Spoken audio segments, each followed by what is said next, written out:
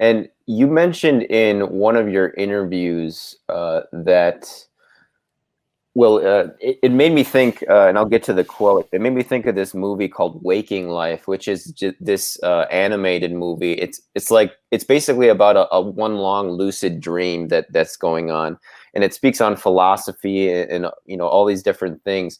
And there's one scene in it where I think it's a woman, and she's talking about she used to think that there was like a finish line that you would get to, and it made me what you said in this one interview made me think of that. And you said that you realized one day that as a man you are always paying your dues. Could you kind of extrapolate on that a bit?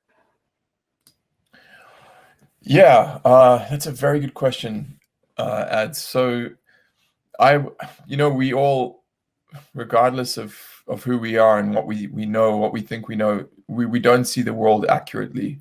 Some things we get right and some things we get wrong. And hopefully, if you're an open-minded person and you're dedicated to growth, the percentage of things you get wrong starts to shrink as you get older, and the percentage of things you get right starts to expand.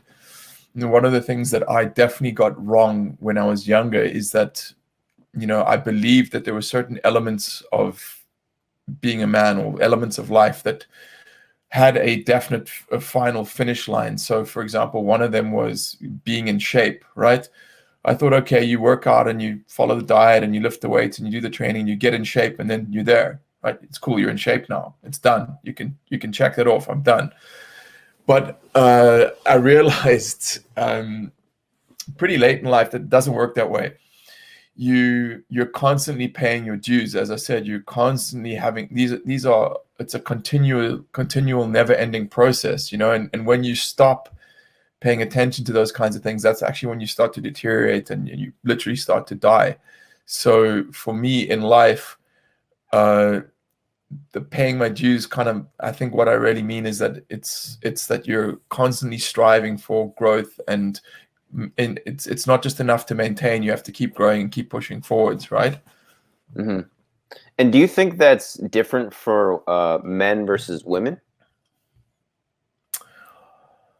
Not really, not really. I think men generally operate in worlds in which it's more readily apparent, like Hmm. high pressure executive jobs are occupied more by men, and in the military and martial arts and all those things. These things are generally occupied more by men, but that's changing. Women are starting to form a larger part of those, or more of those roles. So I don't think it's different per se. I just think that traditionally men have been doing things where that is brought to the forefront more, if that makes sense.